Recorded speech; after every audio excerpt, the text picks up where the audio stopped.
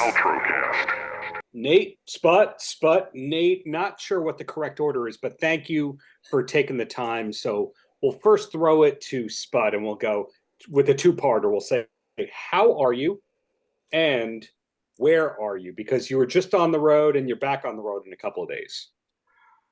I'm doing great. I'm doing fine, and I'm in Dallas, Texas, which is my home where I was raised, and yeah, I'm getting ready to gear up to go to Charlotte.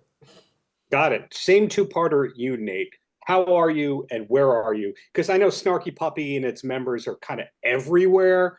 They say New York, but it's kind of lazy to call you guys a New York band. Right, we're just a band now. Yeah. I left New York about 5 years ago. I'm in LA now. Um, for now, I don't know. I could be somewhere else next month. But I have a great friend here in LA, and so I crashed with him in between tours. Yeah. Fantastic. And the new record, which by the time this is out, your record will also be out. But it's a fantastic record that has one of the last performances of Bernard Wright. It has other greats on it. When did you actually finish Mustard and Onions? I'll throw that to Sput first. What's your perspective as to when the record was finished? Um, I mean, from my perspective, we're still not done, but because I'm still, it's until it comes out, it's not done. For as far as I'm concerned, because if I can listen to it, I can find ways to improve it every time. Hmm. So, but yeah, I think we officially completed it last year at the end of the year, like maybe in Oh, December, maybe between, I don't know. Nate's probably the best person to ask that question to, because it all okay. comes together for me. But I think initially, in terms of turning in the project, probably the end of December, 1st of January, right? Yeah. Yeah, it was a long process. Before the pandemic, we had this goal of trying to record as much new material as possible. And so my friend here in Los Angeles, his name is Ben Burgett, and he has an amazing like studio that he turned his home into. And it goes by Mhm. 206 Studios. That's where we recorded everything, and that's where it was mixed. And so we had this incredible opportunity because it's our really close friend Yeah. that band could record there, we could crash there, and it was just full in house. And his talent has just been growing.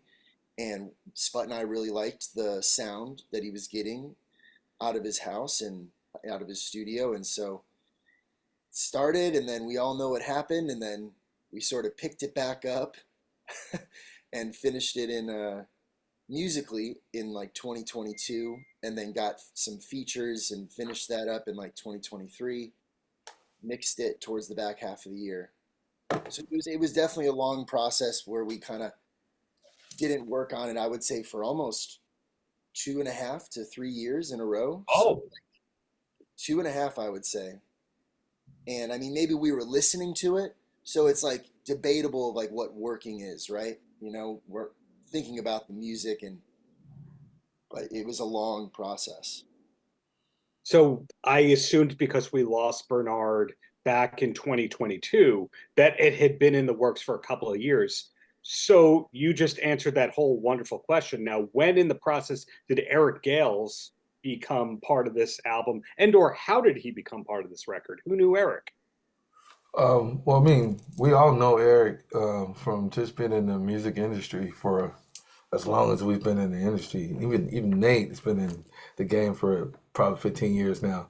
I've been in the game for over 20. So um, I met Eric probably 20 years ago initially, and then um, well, I met him as before everybody, before everybody knows him as this iconic guy, Yeah. but in Memphis, going to go see him play in Memphis, and I knew his drummer, some of his musicians, but we've crossed paths a few times at the NAMM show, or every time we see each other. I've seen him a couple times sit in with us, and with other settings and other groups, bands that I play in.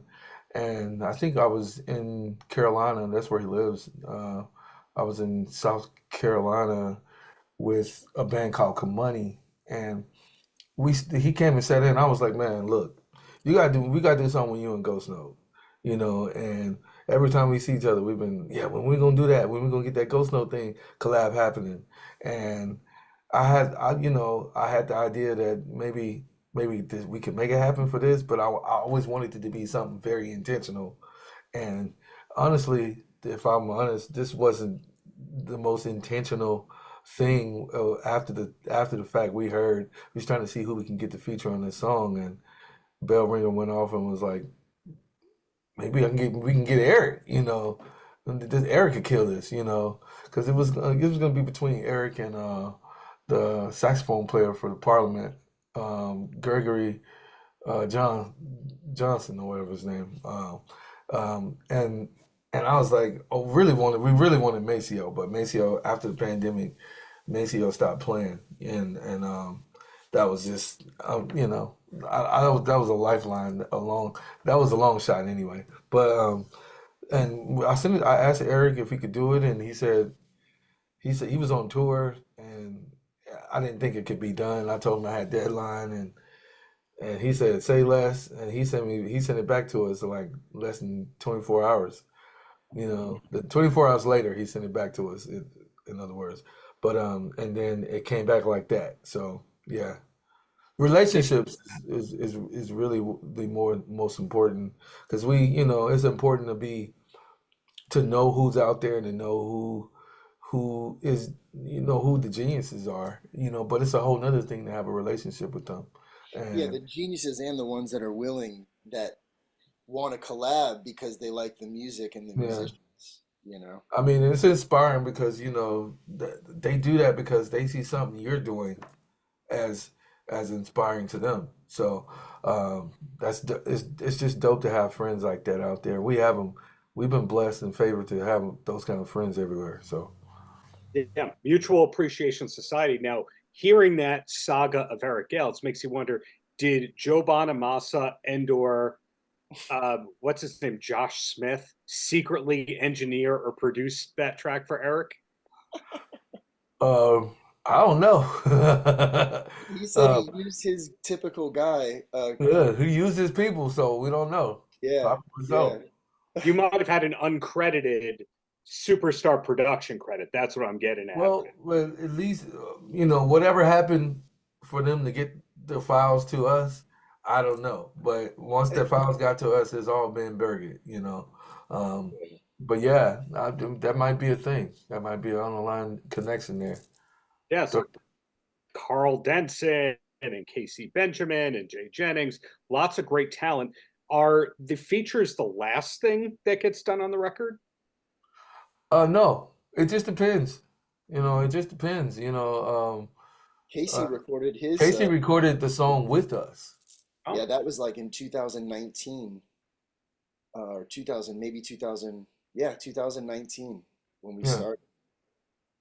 Um, December. I mean, and the funny thing is too, is since there was that long pause, we'll throw names out, and or Sput will write a song and have like a dream feature in mind or something, and then we also throw out other names as a band. And since it took so long, a lot of those names changed.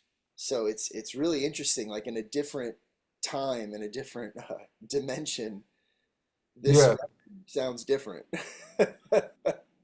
yeah. that's I mean, like, if we did the record, if we put the record out in 2020 like we planned to, like this record would have been different. It would have had different features and everybody on it. Everybody on the record would have been different, with the exception of Casey and maybe Jay Jennings. I think most of the other features. I don't know if we get Marcus Miller.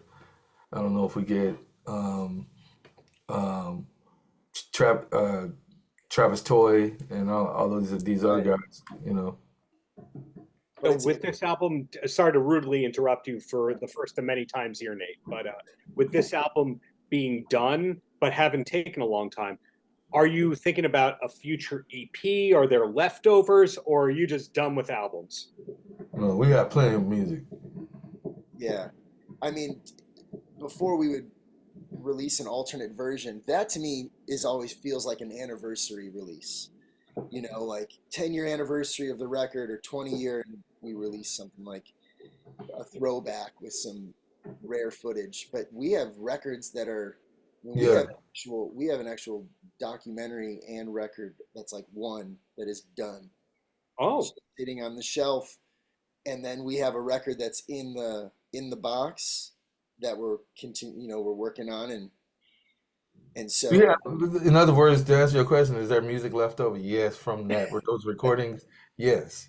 There's right. like there's plenty of music left over from those recordings that I don't you never know. I think we might go the route doing an EPK or something like that. We have to do something with this music. So yeah, we're definitely gonna put it out. Nothing's off the table. Yeah. okay. Do any of those unreleased recordings have Lucy Woodward on them by any chance? No, not yet. That was my attempt at weirdly name dropping. But hey, back to you guys. So you have a bunch of upcoming tour dates. You're headlining a huge festival in Charlotte in a couple of days. Then other days you're playing clubs. It's in other words, it's kind of a mix of some nights you're going to play for 20,000 people, and then other nights you're going to play for 200 people, and other nights you're going to play for 2,000 people. We don't know what the number of zeros after the two is, but the key is, what does the set list look like these days for you guys? Because you have fantastic credits, you have a new record, you're known for things, but what should we expect? I mean, I think we're gonna play as much of the record as we can.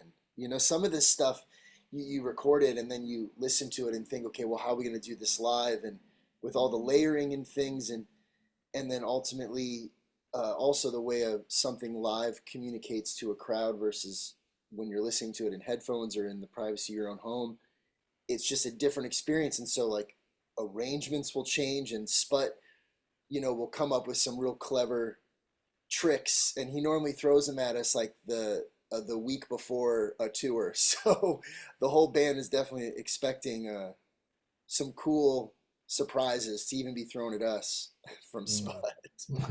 I think we pride ourselves in making a good record, right? Mhm. And so we put all the energies in making this sonic masterpiece, right? And so we do that, but really the prize is going to see this band live. I think everybody knows that if seeing the band live is totally different and the way to go, because it's, I mean, like once we put the record out and we put all our energies into making that great, now we go and perform it, and that's where the fun really happens. And so I would say, I mean, like when we start going out on this run after the record is released, we're gonna just call that the record release tour, Mhm. and or something similar to that, and we're gonna be performing the record, uh, and it won't be as is, obviously, because it's Ghost Note, and that's just not how we roll. But we will be performing the songs on the record from the record in some kind of version or configuration. And Yeah. we always have special guests appear. It's just about the day of. You roll into a city and it's like, ah, so and so is in town. They're coming. If they're in the building, there's no way they're not going to get on stage with us. And I think that's also something we like to continue doing at our live shows. So to put words in your mouth here, yes, the songs are recorded, but they're not in their final iteration on that record, because live they might grow, live they may have special guests who totally bring new flavor. So that's just a documenting it for now, and that's kind of like what Sput said before about how, like, the album's not even done now, even though it's coming out next week. Yeah. I mean, that's a good way to see it. I mean, that's how I mean, the record, the music always grows. It grows legs the more you play it. And some bands take the route of performing music first and then recording it. And some people learn the music, record it, and then take it on the road. Either way, I think it just grows legs. The more reps you get, the more in tune you get into the music. It does its thing. And you're a band like us who creatively like to explore and musically like to uh, keep everything fresh. We're always gonna enhance whatever the music is. Just from playing. And the last question before I let you go, and I don't know if this is a 2-second answer or 5-minute answer. When we talk about the credits of the members of Ghost Note, besides Snarky Puppy, the credits have Prince and Snoop Dogg and Toto, Kendrick Lamar, etc. It's a who's who of critically acclaimed and commercially successful music. The question, who are the people that played with Toto? Well, you're looking at one of them, and Sput was playing drums for Toto for a few years, and our keyboard player Dominic Xavier Taplin played maybe just slightly longer Yeah, Dominique played for 6 years. I played for 4, and we recorded a record with him. So we've done together. We did maybe six tours together, and then I think Dominique has done maybe probably 12 to 13 tours with him. Yeah. Wow. Okay, I didn't realize that. I've seen Toto live a few times. I wasn't necessarily able to see, hey, who are all the people in the group there? But what Yeah. blows my mind is how big Toto is in Europe and Japan Yes. versus States for Yeah. different reasons. Yeah. So in other Yeah. words, Toto never went out of style internationally, whereas here they go, yeah, we like those 3 or 4 pop hits, and that's that. Well, yeah, I mean, that's America for you. I mean, when you're playing music that aren't so commercial, um, they're not you don't become the most popular band. So that's why when we were on a few of those tours, 3 tours I played with them, they opened up for Journey, and I didn't understand, like, we opened up for Journey and we were playing arenas and stuff like that, and it was crazy. But if we'd have went overseas, Journey would have to open for us, and they didn't like that, so that never happened. So it was like, but when we go overseas, we would be playing the same kind of arenas, because the Europeans, they just really gravitate towards that classic, authentic musicianship. So it's pretty much was a fun experience. Yeah. Well, if you're able to hang with Toto, I bow to you. But the bottom line is thank you both for the wonderful music you put out into the world. Congrats on the new Ghost Note record. Hope to see a gig in New York in the near future. And just keep up all that greatness, both of you. Oh man, thank you. Thank you Awesome. so much. Yeah, keeping it funky. Paltrocast.